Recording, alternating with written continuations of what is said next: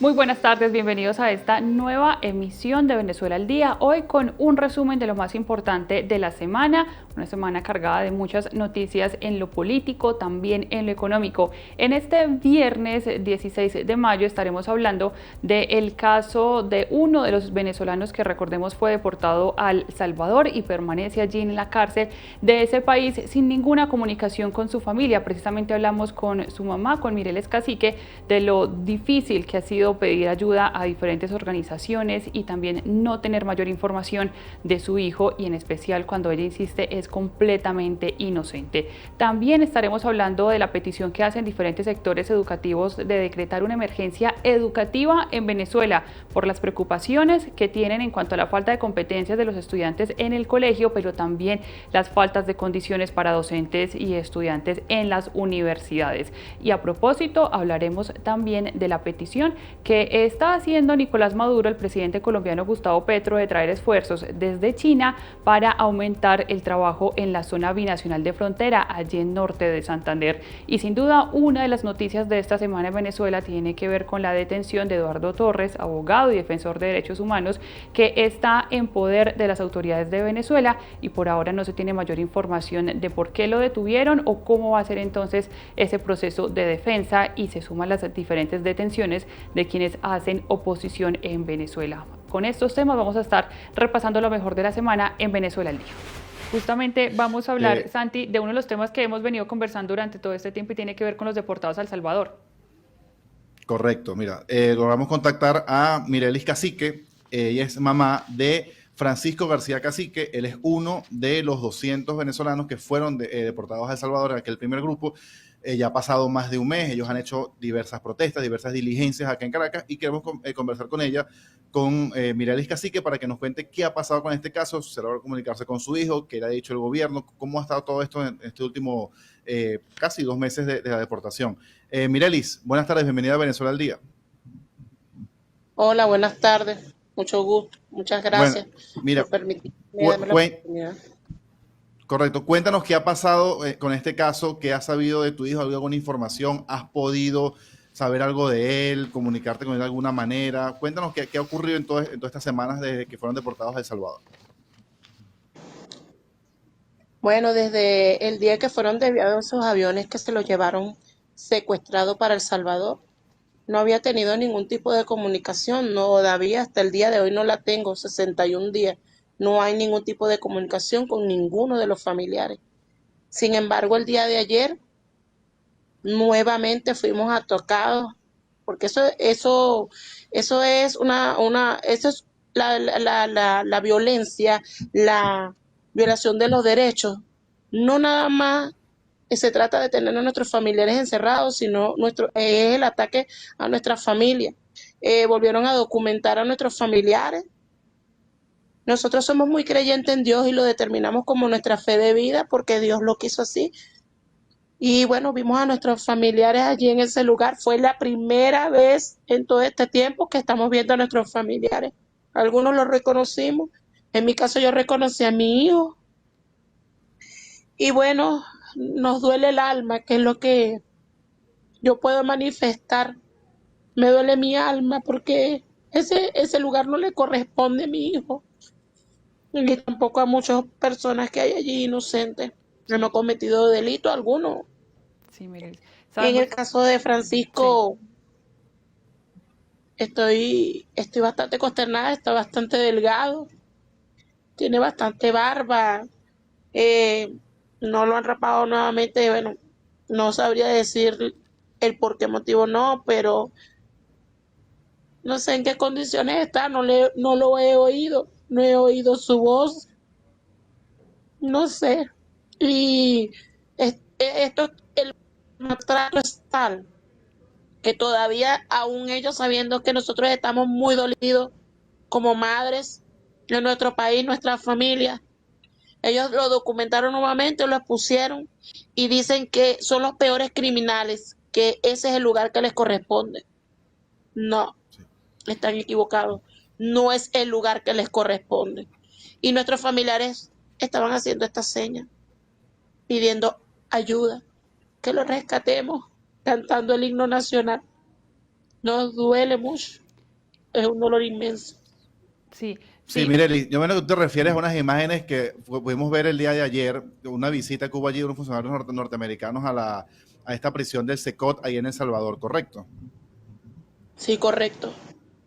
Correcto. ¿Tú lograste ver a tu hijo allí? ¿A cuántos de tus familiares que ustedes han estado en estas protestas continuas aquí en Caracas lograron identificar, cuántos de ellos, además de ti, lograron identificar a su familiar? Un aproximado como de 15 personas lograron identificar a sus familiares. Al Mi- principio, cuando los vimos, diga, no, no, no, continúa, continúa. al principio cuando los vimos sentimos una gran alegría al verlos, reconocerlos, verlos que están vivos. Sin embargo, sí, nosotros no conocemos su idioma, nosotros no hablamos inglés. Y después cuando escuchamos los audios realmente traducidos de lo que ellos estaban hablando, seguimos igual porque ellos siguen diciendo que tienen criminales. Y no es así, porque ellos quieren esconder los documentos por los cuales, según ellos, fueron trasladados allá. Y sí. en mi caso, mi hijo no tiene récord en ningún país, ni en Estados Unidos. Yo tengo sus documentos. ¿Hasta cuándo quieren insistir en un señalamiento y no quieren reconocer que se equivocaron? Y ni siquiera estamos pidiendo que lo devuelvan a su país, estamos pidiendo que nos devuelvan a nuestro país de origen, que tienen familias y los estamos esperando. Sí, Mirelis, esto, digamos, es muy importante y agradecemos mucho el tiempo y sabemos que afecta a usted y a toda su familia el hecho, como usted lo contaba, que solamente tiene contacto o ha logrado ver a su hijo a través de videos que se han difundido por parte de ellos, pero ninguna comunicación. Cuando ustedes están haciendo este llamado, sabemos que son varias las familias que están pidiendo ayuda. ¿Hay alguna respuesta real por parte del gobierno? Se lo pregunto porque ayer Nicolás Maduro decía que iba a rescatar a estos venezolanos, pero ¿ustedes han recibido algún apoyo real, algún contacto, algún canal de comunicación, alguna señal que les diga que sí se va a gestionar el traslado de estos venezolanos de su familiar a Venezuela? ¿Algo real como que ustedes vean que sí es concreto? Mire, yo le voy a ser muy sincera. Usted sabe que cuando nosotros recurrimos a esta gran necesidad, tocamos la puerta del gobierno y siempre fuimos atendidos. Siempre hemos sido atendidos. Siempre hemos estado acompañados, siempre hemos sido asistidos. El gobierno prometió que iba a hacer todo lo posible para traer a nuestros familiares y yo le creo. Prometió que iba a traer a la niña y ya la niña está en nuestro país. Y yo digo lo siguiente, que Dios, mediante primeramente Dios, nos va a ayudar también de mano del gobierno a traer a nuestros familiares, porque son inocentes, porque hay mucha violación de derechos humanos allí. El mundo sabe, eso fue expuesto, eso fue documentado. ¿Dónde están las pruebas? ¿Dónde están las pruebas de qué delitos ellos hablan? Por lo menos yo puedo hablar con propiedad, con base. ¿Dónde están las pruebas que acusan a mi hijo Francisco Javier García? Un barbero de 24 años, que lo que ha hecho es solamente trabajar. Tengo documentado todo de él, todo el tiempo estaba ahí con mi hijo.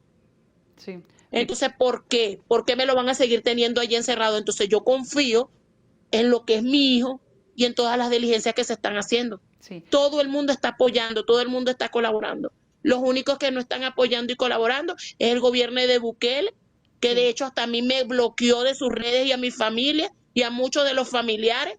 Nos bloqueó, ya no podemos llegar a sus redes pidiéndole justicia, pidiéndole que haga revisión. Eso es lo que hemos hecho, ni siquiera le hemos faltado el respeto. Claro que sí. Y que Ajá, sin duda en eso. Estados Unidos tanta gente apoyándonos. Claro que sí. Dígame. En medio de eso le quería preguntar por Francisco. Mireles, recuérdenos cuándo llegó él a Estados Unidos, nos cuenta que trabajaba como barbero y que no tiene ningún registro oficial en ninguna oficina de las autoridades de cualquier relación a un delito. Cuéntenos qué hacía él y qué pasó en ese momento entonces de la deportación, que finalmente es de la poca información que ustedes han logrado obtener. Claro. Mire, Francisco ingresó a los Estados Unidos. Francisco llegó a los Estados Unidos para empezar solo. Sí, Francisco cruzó solo. Fue procesado en el Día del Inmigrante por un canal humanitario, ya que en México estaban pasando muchas cosas. estaban secuestros, robos, y Francisco cruzó. Francisco fue procesado, Francisco fue chequeado, Francisco entregó su cédula, puso sus huellas, tomaron fotos de él. Francisco le dieron el paso a los Estados Unidos el 25 de diciembre. Francisco no es ningún delincuente. Y Francisco no es ningún delincuente, no porque yo lo digo, sino porque sabe que respalda realmente a una persona son sus acciones y su comportamiento. Si es una persona que no cometió delitos, que era responsable en su trabajo, es un muchacho dedicado, ama la barbería, siempre vivió en la misma localidad, siempre trabajó en el mismo lugar, siempre su único contacto con una policía fue la policía migratoria, ICE. ICE, yo tengo documentos de ICE, donde estuvo un monitoreo, donde él firmó su orden de deportación. Lo último que yo tengo, que gracias a Dios, que Dios me ha puesto tanta gente buena en el camino, es su récord. Y su récord criminal dice que Francisco no tiene récord criminal allá. El 7 de abril. Entonces, ¿de qué hablan? ¿Por qué quieren seguir acusando? ¿Por qué quieren seguir mintiendo? ¿Hasta cuándo? Mire, yo lo único que quiero es que me devuelvan a mi hijo, que me lo manden para acá, que porque él tiene familia, él tiene un hogar que lo está esperando. ¿Hasta cuándo tanto daño? ¿Hasta cuándo tanto terror, tanto racismo, tanto odio? Sí, Mirelis, mientras tanto en ese Y se lo tiempo, digo de corazón. claro que sí, ¿qué ha pasado o qué ha pasado con usted, con sus otros hijos, que usted nos contaba que fueron sus otros hijos los que lograron reconocer a Francisco allí en los videos?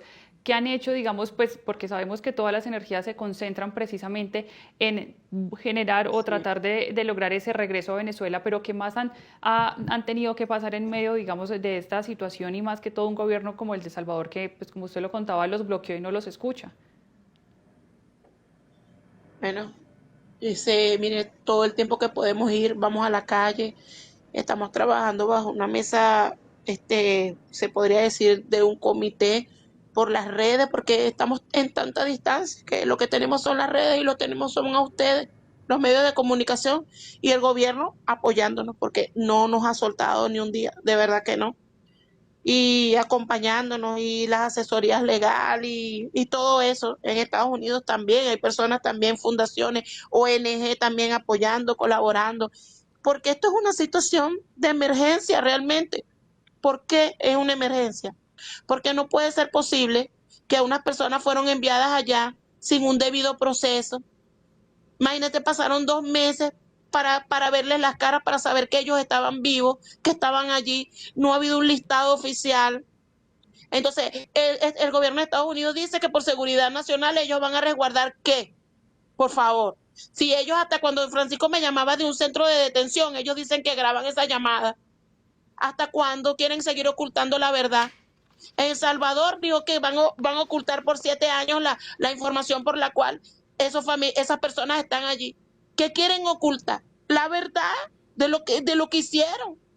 Y esto ha dañado mucho. Lo que pasa es que nosotros, entre nuestra tristeza y nuestro dolor, todos los días tenemos que volver a renovar, a volver a limpiarnos, a depurar y volver a renovar, a recargarnos nuestras energías para seguir luchando.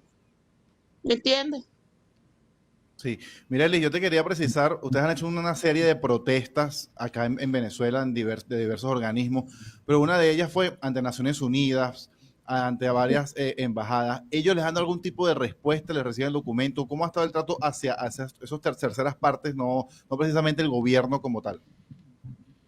Correcto. Sí, disculpe que tal vez no le mencioné todas esas cosas. Sí, fuimos ante la ONU en 2 oportunidades. En una oportunidad, sí, fuimos, conversamos con ellos, fuimos atendidos, llenamos un formulario, le explicamos todas nuestras situaciones, lo de los muchachos, que algunos tienen una situación médica complicada de salud. O sea, expusimos nuestros casos individuales. ¿Qué pasa?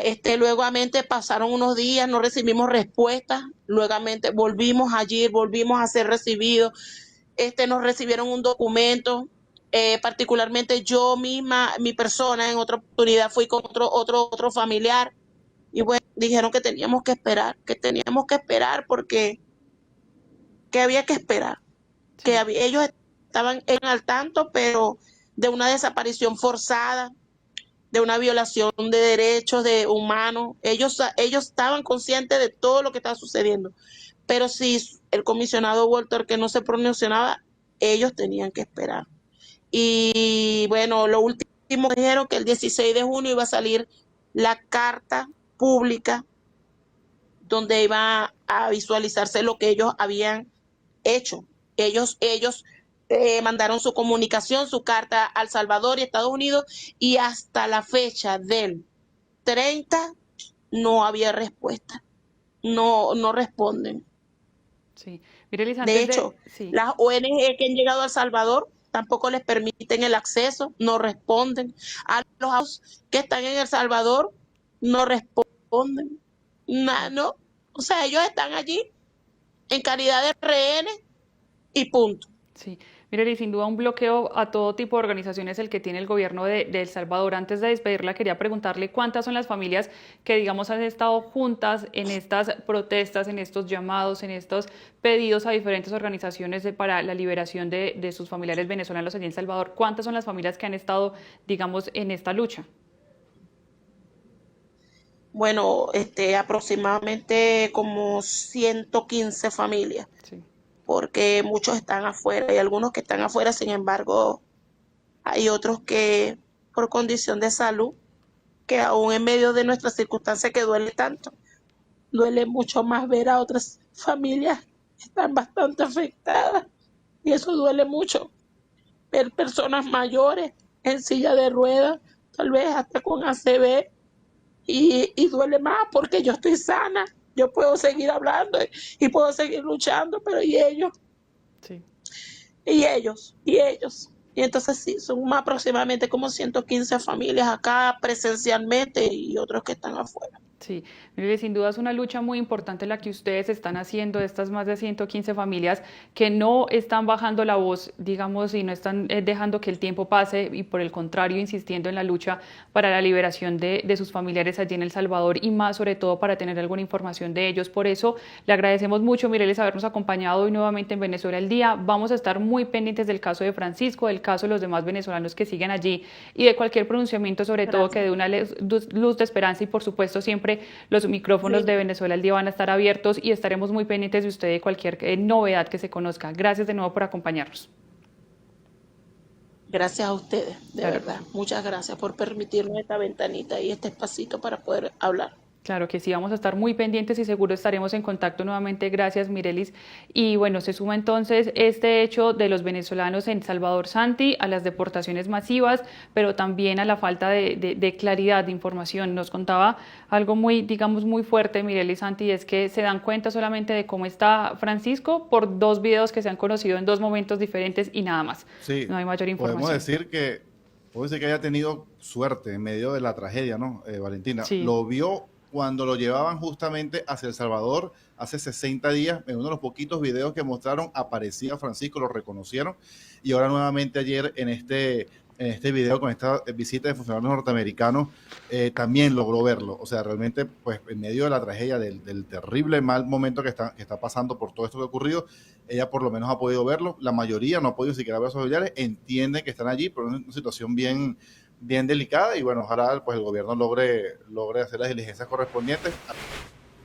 Sí, vamos a hablar, Valentina, del tema educativo, de la educación, sobre todo de los primeros años que tiene que ver con primaria y bachillerato antes de ir a la universidad. No sé si recuerdas que hace un par de semanas hablábamos de un estudio de la Universidad Católica Andrés Bello que hablaba de las deficiencias que había en temas educativos. Bueno, hoy la alerta lo hace Antonio Ecarri, que es nuestro siguiente invitado, presidente del Movimiento Político y Social Alianza por el Lápiz. Además es político, pero vamos a hablar con él más como activista social que como político en este momento. Y tiene que ver con un llamado que él hace, una rueda de prensa que acaba de terminar hace poco aquí en Caracas, que tiene que ver con un apagón pedagógico, así lo llama él, un apagón pedagógico. Vamos a ver de qué se trata. Antonio, buenas tardes, bienvenido a Venezuela al Día, ¿cómo estás?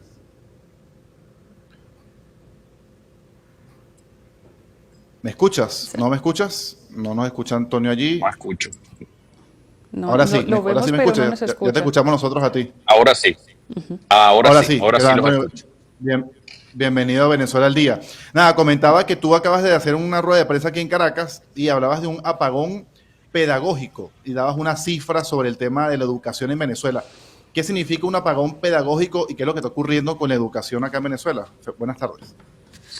Bueno, ya muy buenas tardes para todos. Primero quiero expresar mi solidaridad con la desaparición de Eduardo Torres. Esto es una cosa que no deberían estar ocurriendo en Venezuela, y más aún en medio de la penosa situación social que les voy a describir ahora.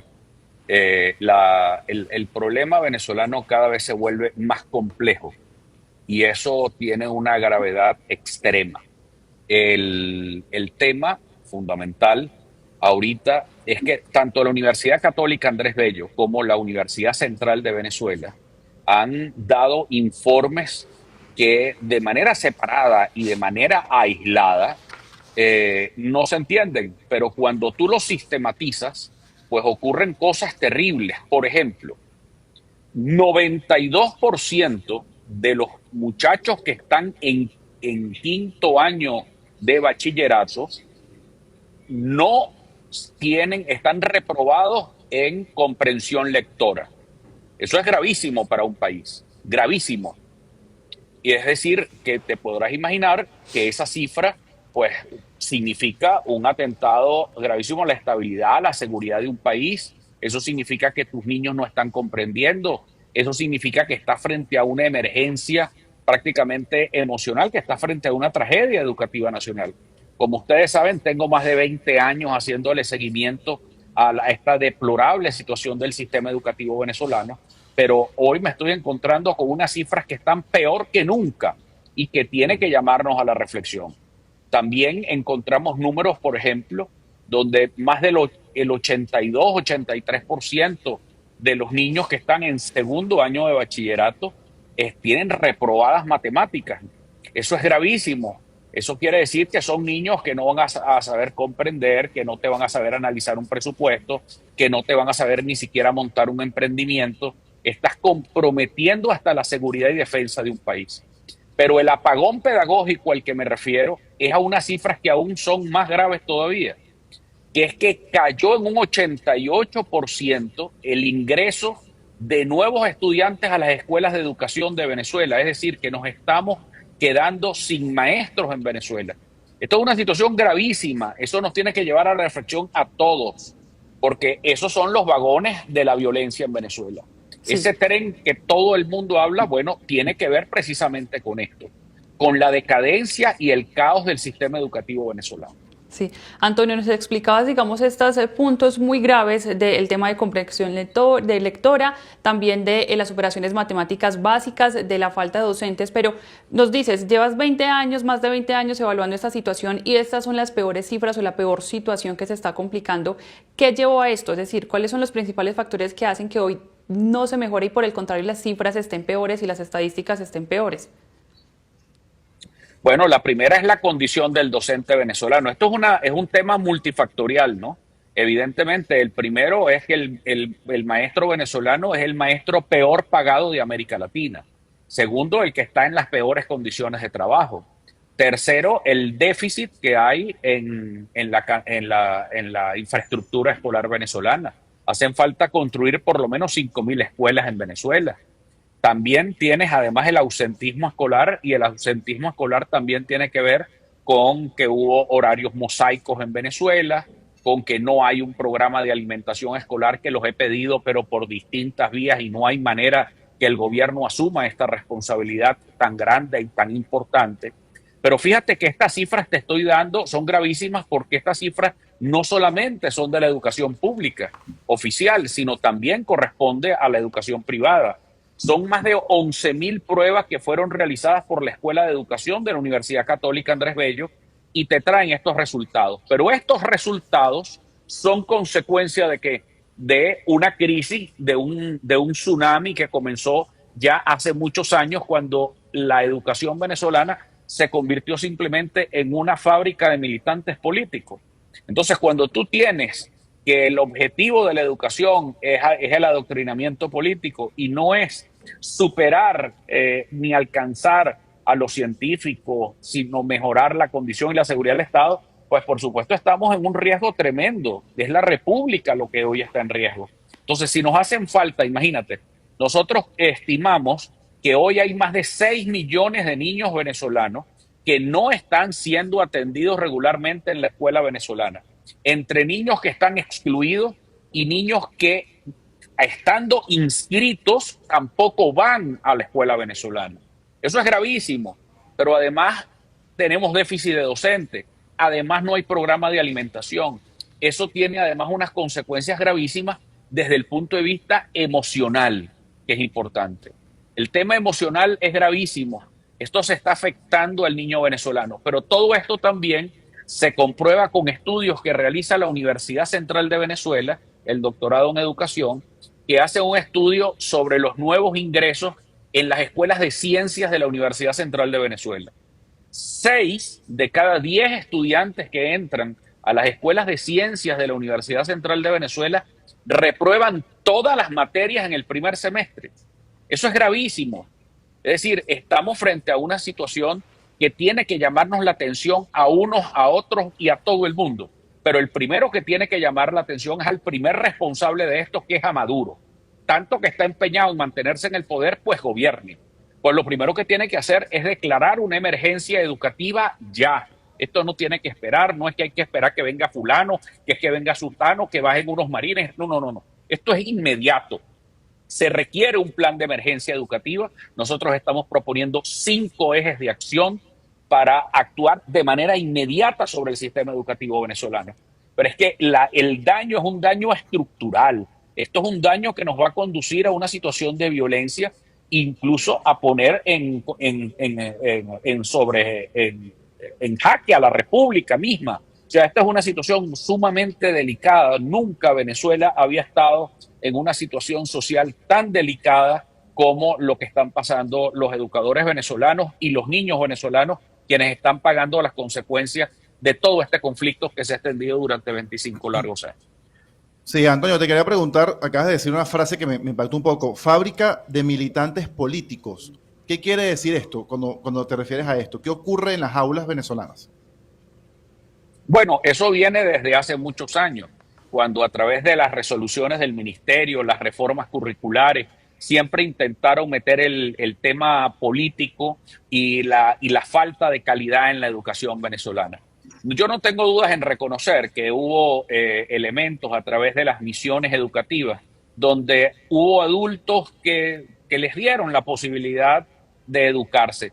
Pero todo eso fracasó, todo eso ya pasó, el sistema formal de educación en Venezuela siempre ha estado comprometido porque la intención del Estado no ha sido formar a ciudadanos, no ha sido formar ciudadanos críticos, no ha sido formar ciudadanos para la libertad, no ha sido formar ciudadanos para que sean científicos, para que sean matemáticos, para formar a los ingenieros petroleros que requerimos, ni siquiera para formar a los militares. Fíjate, lo que estamos viendo hoy, cuando vemos estas cifras del 92.85% de niños que reprueban totalmente el tema de la comprensión lectora, tú te puedes imaginar qué es lo que está pasando en la Universidad Militar Venezolana, en la Universidad Militar Bolivariana. Es decir, es una situación gravísima, porque estos son los niños que están entrando,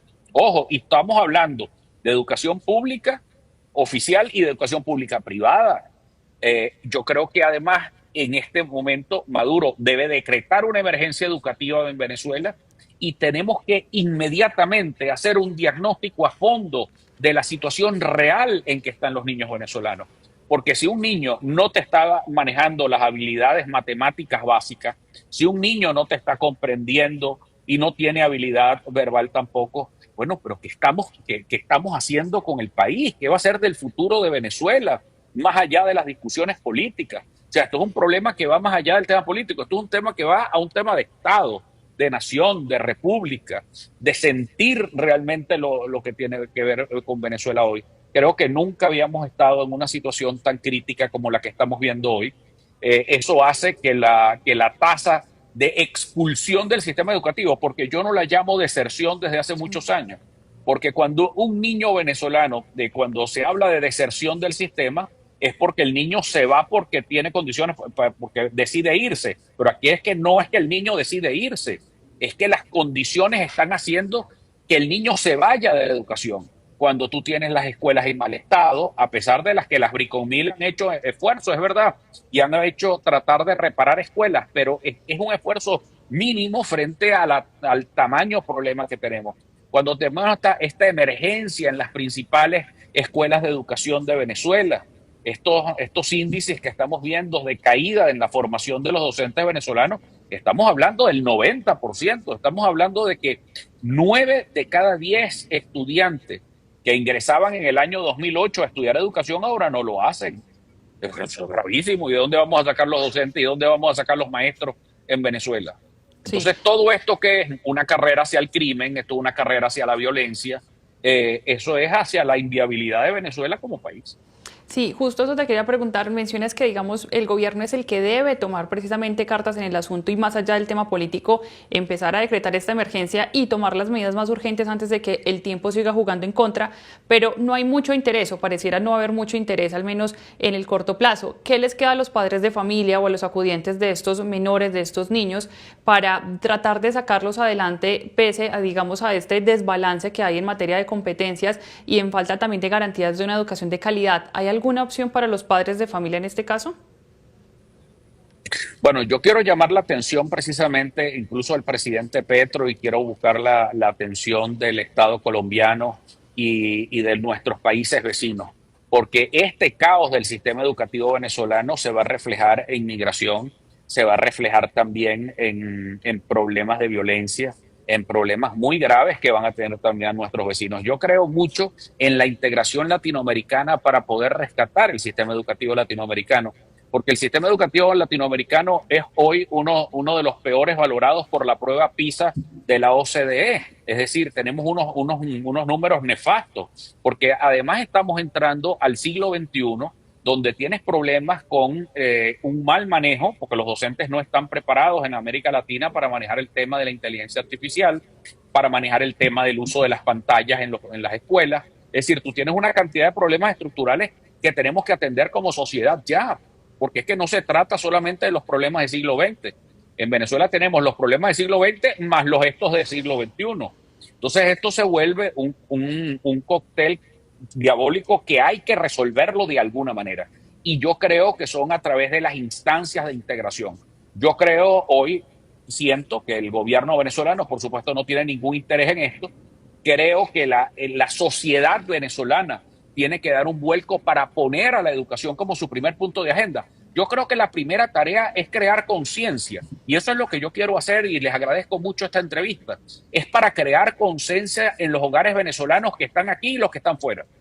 Es crear conciencia sobre la gravedad de la situación educativa venezolana, porque eso va a comprometer el desarrollo económico, eso va a comprometer el desarrollo social, la seguridad y defensa del país. Es decir, esta situación hace que hoy este punto de viabilidad de Venezuela amerite un gran pacto de Estado entre todos los sectores que hacemos vida en Venezuela o fuera de ella, porque esto es un tema que nos debe importar a todos. Es decir, deberíamos poner este tema como primer punto en la agenda política venezolana y en la agenda de discusión de América Latina, que es la grave crisis de la educación venezolana. Esto tiene que ser agenda también binacional con Colombia y es parte de una agenda que tiene que ser con el resto de América Latina. Es muy grave lo que está ocurriendo en Venezuela, y esto no solamente es para que esto ya no, la gravedad es tal que escapa incluso hasta el propio Maduro. Va mucho más allá del propio Maduro y de la incapacidad que tiene para resolver los problemas educativos de Venezuela. Sí, Antonio, sin ánimo de politizar la entrevista ni de restarle importancia a los números, tú eres candidato al Parlamento el próximo 25 de mayo y podrías llegar allí al Parlamento pues como un curul allí, como una voz allí en el Parlamento, no del chavismo, sino de la oposición. ¿Es posible desde el Parlamento lograr algo en este tema educativo? ¿Qué tanto se puede hacer desde el Parlamento que probablemente el chavismo nuevamente, pues la mayoría de los curules allí? Bueno, esta sería la primera vez que el lápiz va al Parlamento Nacional, y evidentemente creo que es mejor estar allí que no estarlo.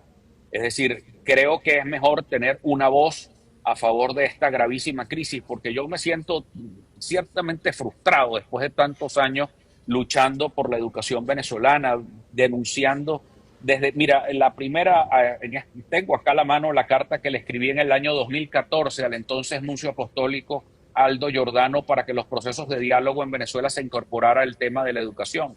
Y en la asamblea del 2015 no hubo tampoco interés en el tema de la crisis educativa venezolana. Esto es un tsunami que lleva tiempo, pero que ahora nos está estallando a todos en la cara, que cada vez se hace mucho más grave y por eso se hace necesario que en la Asamblea Nacional este tema sea fundamental. Pero más allá del tema de la Asamblea Nacional, tiene que haber una conciencia nacional alrededor de la educación. Tiene que haber un gran consenso nacional sobre temas que tienen que unirnos a los venezolanos de alguna manera. Yo no quiero ser utópico. Yo estoy consciente de la gravísima crisis política, de la gravísima crisis democrática que tiene Venezuela hoy, pero es que hay temas que deben superar el conflicto y ponerlos encima y ponerlos en la agenda, porque es que son los niños venezolanos los que están sufriendo y es la sociedad de pasado mañana la que va a sufrir de manera inmediata estos terribles daños. Porque fíjate, un niño que no se alimenta a tiempo es un niño que lo estamos condenando incluso en su capacidad y su desarrollo cognitivo. Entonces yo no puedo esperar que haya un cambio político que todos buscamos, porque yo quiero un cambio político, yo quiero que Maduro se vaya y se vaya ya, pero necesito cuanto antes pisar tierra y saber que hay unos elementos sociales en Venezuela de los que debemos ocuparnos de manera inmediata. Tú hablas de que hay temas que ciertamente deben estar por encima de la agenda política. ¿Has intentado tú o el lápiz contactar a otros factores opositores? No le coloco nombre, pero bueno, tú sabes muy bien quiénes son. Unos que han llamado a votar, que están presentes allí, otros que llaman a la abstención, otros que ya están en el Parlamento e intentan repetir nuevamente. ¿Has intentado contactar con algunos de ellos para que haya alguna agenda de consenso quizás de cara a ese Parlamento 2026?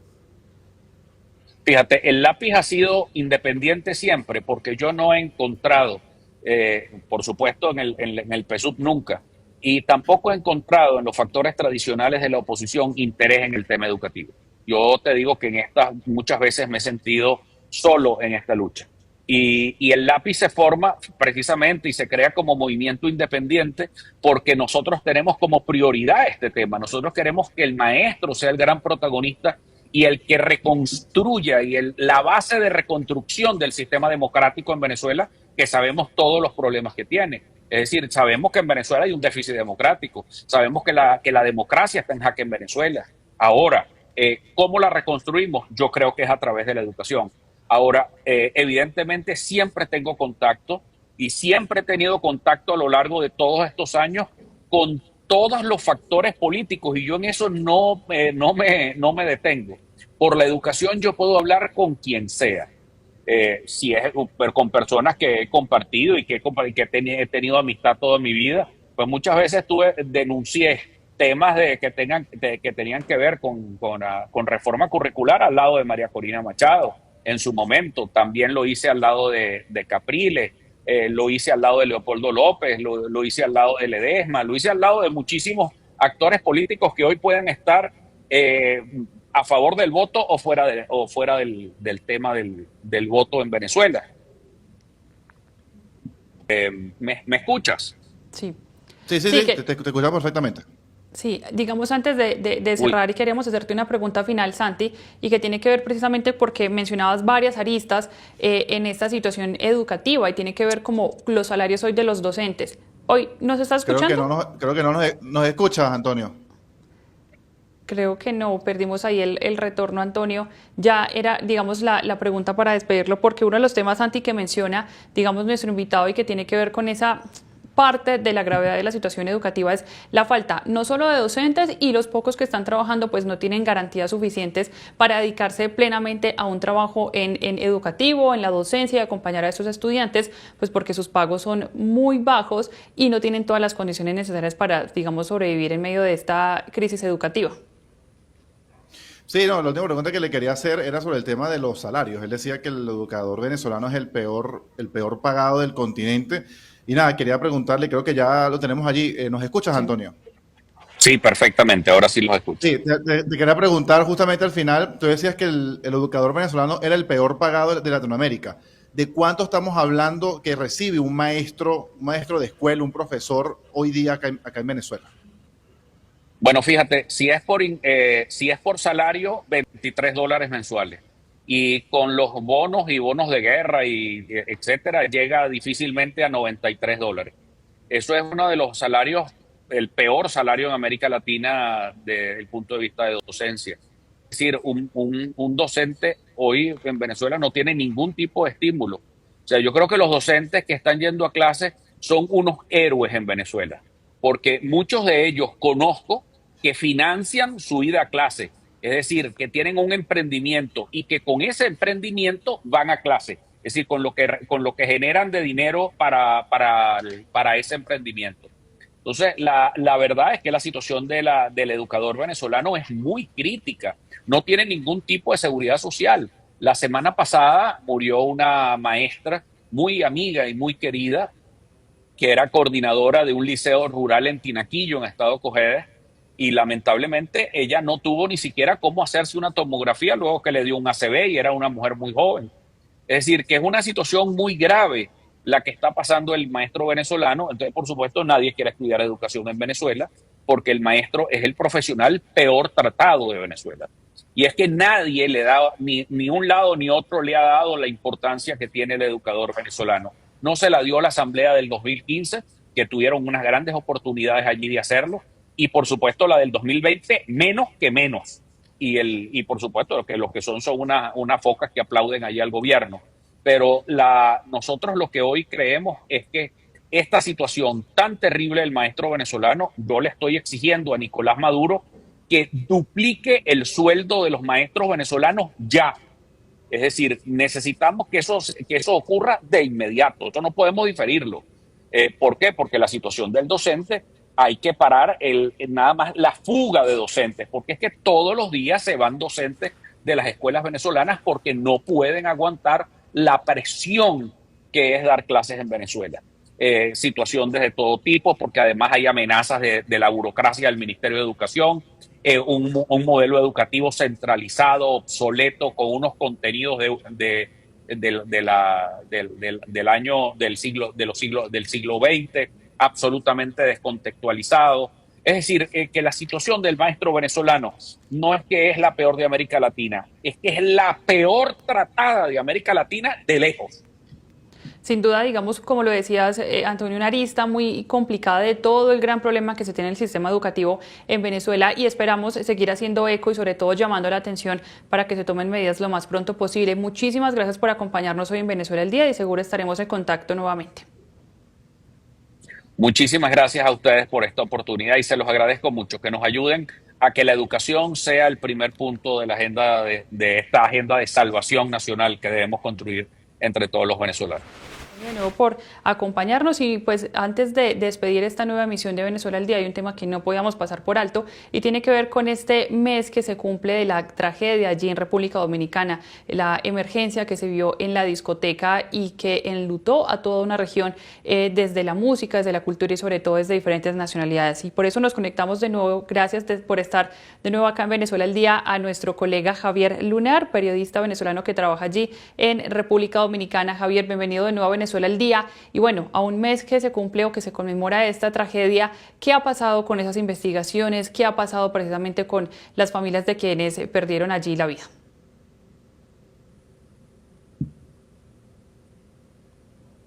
Ya vamos allí a reconectar a Javier, que precisamente está desde República Dominicana. Javier, ¿me escuchas ahí? Ahora sí. Sí, Perfecto, Javier. Te preguntaba entonces, ¿qué ha pasado a un mes, digamos, de esta tragedia? ¿Qué se sabe desde las investigaciones o el acompañamiento de las familias de quienes perdieron allí la vida?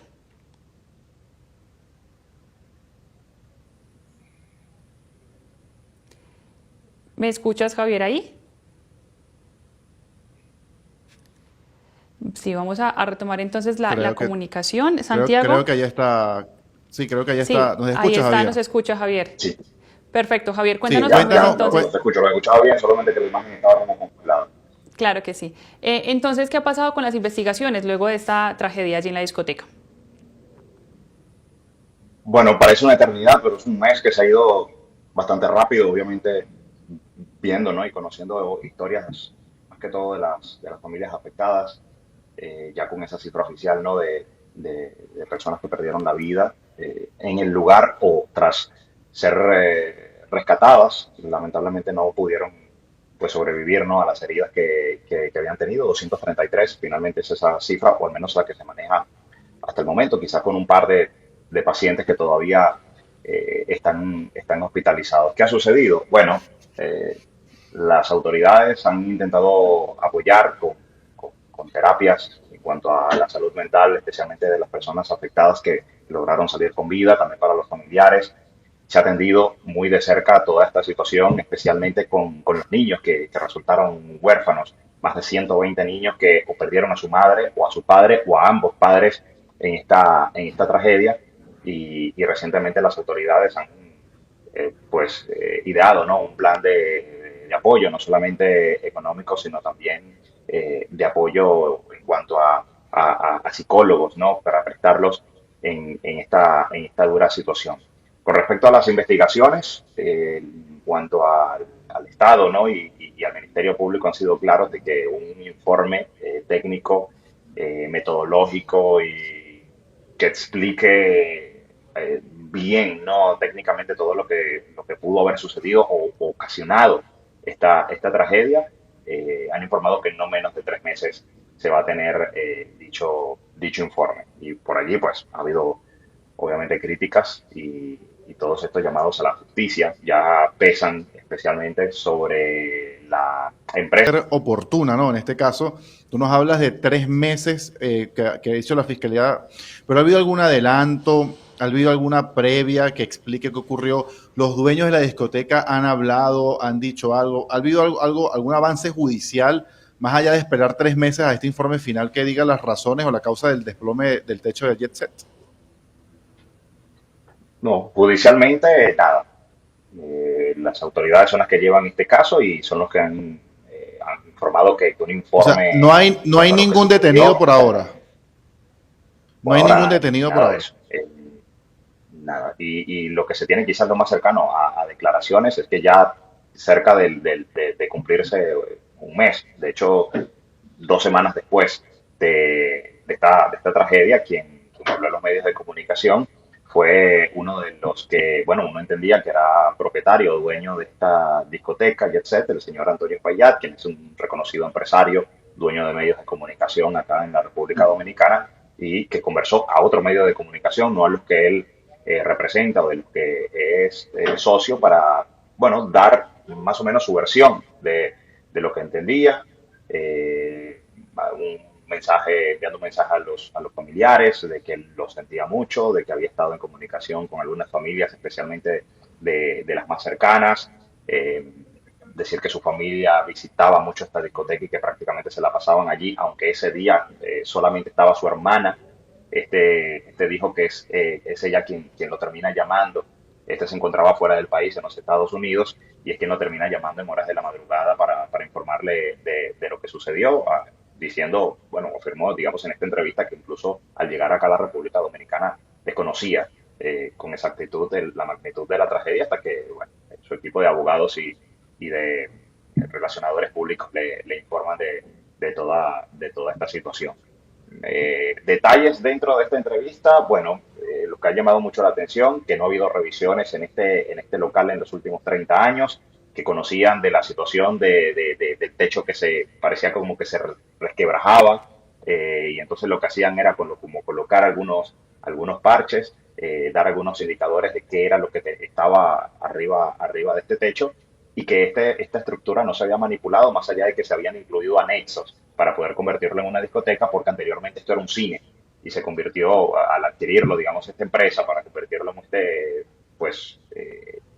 muy reconocido local nocturno, muy conocido además por turistas. Lo que se hizo fue anexos, pero pues, en cuanto por justicia habrá que esperar un poco más en medio de todo esto. Bueno, las historias que salen, los testimonios, más videos de la tragedia que han podido ser recuperados de los sobrevivientes, pues uno peor que el otro. Sí, y sin duda comienzan a conocerse esos detalles que mostrarían que esta tragedia pudo haberse evitado. Javier, dos preguntas. Mencionas el tema de los niños, que muchos de ellos quedaron huérfanos. ¿Hay algún acompañamiento especial o, digamos, o vigilancia para que efectivamente queden con familiares y no queden desprotegidos? Y lo otro es si, digamos, hubo alguna conmemoración o algún evento o se tiene previsto para algunas esta semana, pues este tipo de eventos que buscan que esto no se olvide ni que quede en un segundo plano y haya justicia precisamente para todas las víctimas. Sí, desde empresas privadas hasta algunas autoridades. Hay que destacar también que no solamente murió gente que vivía en la capital, sino que de gente que vivía en otras provincias y a partir de allí, pues, entre grupos empresariales se han pues puesto de acuerdo para en el lugar, con mucha presencia de la prensa, con parientes, amigos, familiares de los afectados que se unieron en esta Eucaristía para recordar a las personas que perdieron la vida acá y también pues hacer ese llamado, ¿no?, a que se agilice todo este proceso de justicia, eh, entendiendo que la gente no es que esté buscando dinero ni esté buscando crucificar a una persona, pero entiendo que es meritorio tener una respuesta de todo lo que sucedió. Sí, Valentina, mira, fíjate que comenzamos con el tema económico y es que pues Nicolás Maduro ya llegó de Rusia y le hizo un pedido al presidente Gustavo Petro que tiene que ver con concretar el inicio de una zona económica binacional allí en la frontera entre los estados Táchira y norte de Santander. Esto lo decía Maduro a propósito del anuncio de la incorporación de Colombia pues a la ruta de la seda y la presencia del presidente Petro ahí en Beijing como parte pues de la cumbre CELAC-China. Agregado el mandatario venezolano que ambos, Petro y Maduro, así decía él, junto a China, pueden traer maquinaria, inversiones y todo lo necesario para una poderosa zona económica binacional. En ese sentido, pues Nicolás Maduro aprovechaba también para referirse pues, al proyecto de la Gran Colombia y que esta pudiese ser la oportunidad, decía él, para relanzarlo desde el punto de vista económico. Pero escuchemos lo que decía Nicolás Maduro en este llamado al presidente Gustavo Petro. Una carta al presidente Petro planteando la necesidad de que él instruya a sus equipos para que avancemos más aceleradamente hacia una zona binacional de desarrollo compartido. Yo saludo la presencia del presidente Petro en esta visita a China y entre dos, Petro-Maduro, podemos traer con los chinos maquinaria, inversiones, capital, mercados para una poderosa zona económica binacional.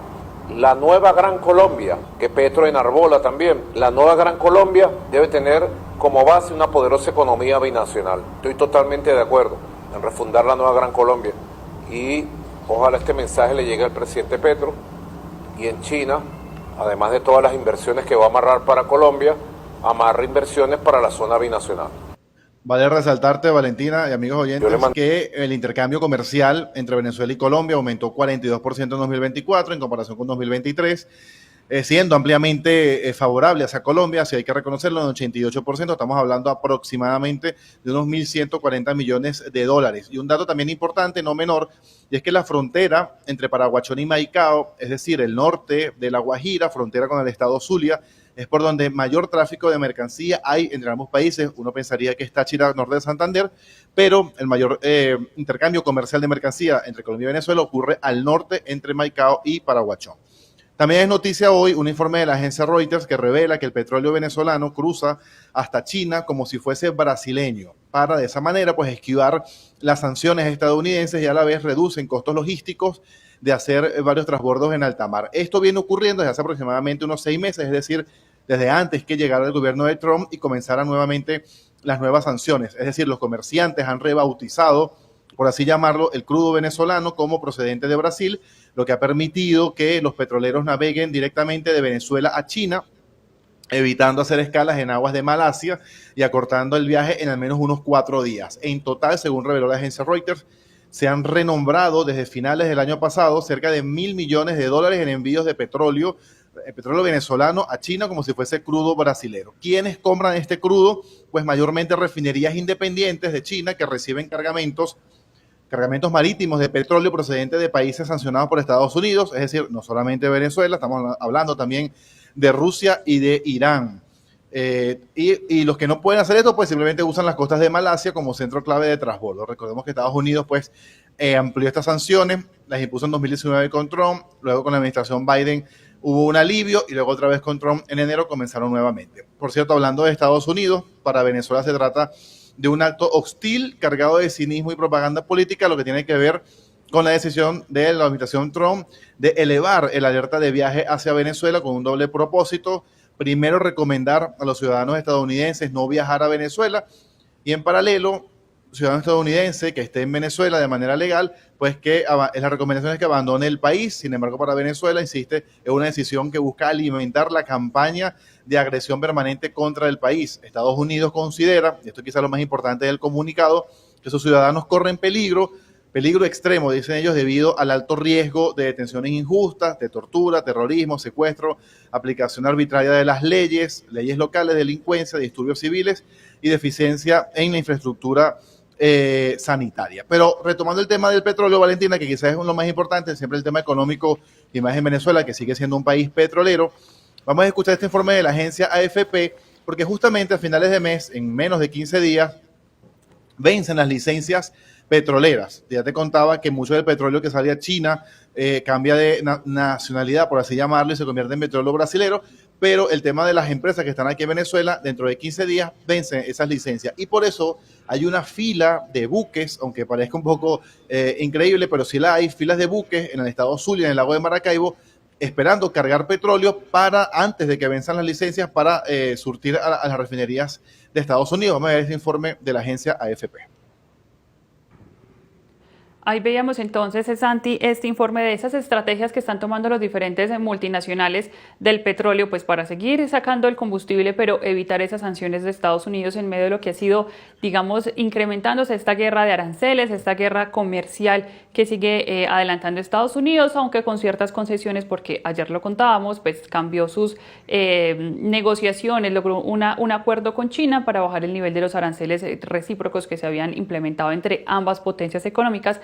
Y por supuesto que vamos a estar hablando mucho de esa relación entre Venezuela y Estados Unidos, pero también en Venezuela el día... Esta fecha importante, 27 de mayo, Valentina, es el día que vencen las sanciones, y por eso esa fila de buques allí en el lago de Maracaibo, porque no es muy fácil ni muy rápido que un buque de ese calibre cargue petróleo, obviamente, por eso vienen con antelación, pero por eso 27 de mayo es la fecha límite para el tema de las sanciones y todo lo que ocurrirá a partir de ese momento con el tema petrolero de Venezuela, que ya, como te contaba también antes, pues mucho petróleo que se va a China, se va en buques como si fuesen brasileros para evitar el tema de las sanciones, para evitar el transbordo en alta mar, en Malasia o en cualquier otro sitio en navío hacia China, que tarda mucho más que hacia Estados Unidos, pero bueno, si evitan eso, pues obviamente hay menos descuento y más ingresos para Venezuela, que es lo que busca el gobierno de Maduro.